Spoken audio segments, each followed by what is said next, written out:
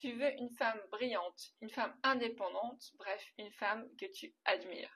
Bonjour, c'est Cindy, je suis Love Coach et je propose de rencontrer et de trouver votre partenaire idéal, et ce en un mois.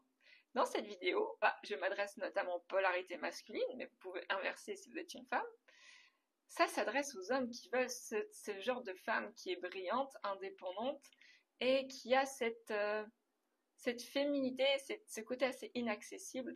Certains hommes, en polarité masculine, ils arrivent à un point de leur vie où ils ont tout réussi et ils se disent, moi, ce que je veux, c'est une femme qui me fasse vibrer. Et qu'est-ce que je veux? Je veux la femme indépendante, solide, cette femme dont la posture, l'attitude, quand on arrive, on ne voit qu'elle, quelqu'un de magnétique et en même temps quelqu'un qui a réussi, qui est indépendant et qui a un peu le Saint Graal inaccessible. Donc justement, elle est inaccessible. Or, du coup, un homme alpha qui a réussi sa vie brillamment, il y a toujours cette quête du trophée. Cette quête du trophée, mais plus le trophée est difficile d'accès, plus la réussite, la gloire sera impressionnante. Donc on veut cette femme indépendante, solide, qui a réussi sa vie, qui est brillante, qui est magnétique, qui est belle. Pourquoi? Parce qu'elle l'impressionne. On parle de trophée, comme à la chasse. Mais d'une autre façon. Elle n'impressionne pas par sa beauté, elle n'impressionne pas parce qu'elle est plus belle qu'une autre, elle impressionne par sa posture et tout ce qu'elle reflète, finalement, tout ce qu'elle dégage de réussite, d'indépendance et de charme. Donc elle va éveiller cet instinct de chasseur, l'homme va ressentir le vertige, la noblesse, bref, s'il arrive à avoir accès à ce trophée, à cette femme, il va se sentir plus grand, plus noble, plus puissant, comme si on avait un trophée. Donc il projette avec cette femme ou cet archétype de la femme quelque chose qui va le porter vers le haut s'il arrive à capter, à attirer l'attention et à avoir l'attention et les faveurs de cette femme. Numéro 2. L'attitude est la phase de séduction. Pour séduire cette femme qui est inaccessible, comme vous voulez chasser un trophée, ça va vous demander plus d'efforts, plus d'acharnement, plus de challenge. Et les hommes sont des chasseurs et souvent ils aiment aussi ce côté challengeant. Avoir le trophée, c'est toujours plus glorifiant que d'avoir la médaille en chocolat. Donc ce côté glorification et admiration. Et pour la séduire, ils vont faire énormément de promesses, ils vont être très attentifs, très à l'écoute, ils vont offrir beaucoup peut-être de cadeaux. Bref, ils seront le prince charmant, en tout cas l'image qu'elle peut se faire du prince charmant. Et potentiellement, ces promesses, ces belles paroles, ça peut toucher la personnalité en face, qui est une femme, donc qui est sensible à tout ce qui se dit et à tout ce qu'on lui offre et à tout ce qu'on lui apporte, qui est dans la réception et l'accueil et qui est aussi dans l'empathie et la compassion. Quand un homme va dire quelque chose, c'est difficile de ne pas être touché par des paroles, par des choses qui ont l'air sincères. Donc quand on est une femme, on sera touché par les paroles, les gestes, les attentions. Donc ça risque probablement de fonctionner. Et on est dans une société où on parle aujourd'hui de love bombing.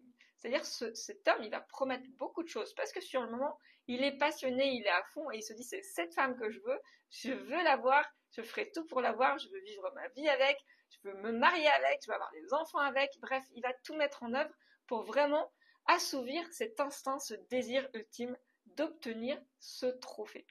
Donc il va promettre beaucoup, très vite, et il va le faire de façon sincère et authentique. Et là, c'est là où c'est vicieux, c'est que les détecteurs féminins de c'est vrai, c'est pas vrai, c'est plutôt du mensonge, je le crois pas, il est authentique, il est sincère dans sa démarche. Donc les barrières, elles vont finir par tomber. Quand les barrières tombent, il va obtenir son trophée.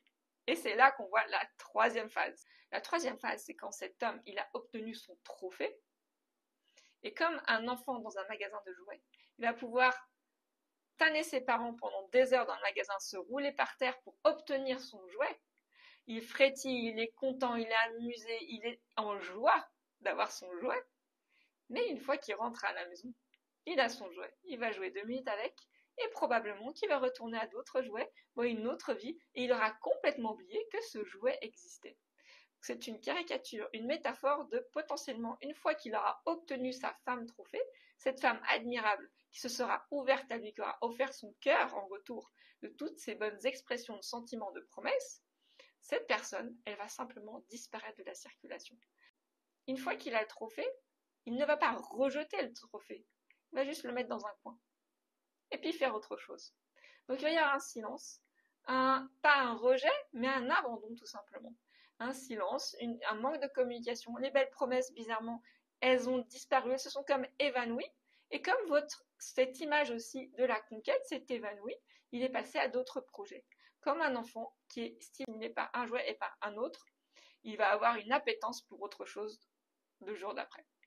Or, une femme a une sensibilité peut-être un peu différente, et quand on lui fait des promesses, elle voit plus sur la durée. Quand elle a réussi à se projeter avec quelqu'un et qu'elle a senti sincère et authentique, elle va se sentir blessée par le comportement de l'autre.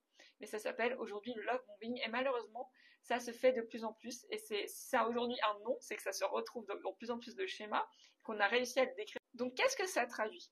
Ça traduit finalement un abandon, une fuite affective, puisque cette personne, quand il a son trophée, il a juste le côté glorieux de la quête, mais il ne sait pas apprécier son trophée, il ne sait pas apprécier la femme ou la personne qui l'aura conquise, parce qu'il n'a pas la capacité aujourd'hui de la réceptionner et d'avoir une relation et un lien profond et de créer une relation épanouie avec.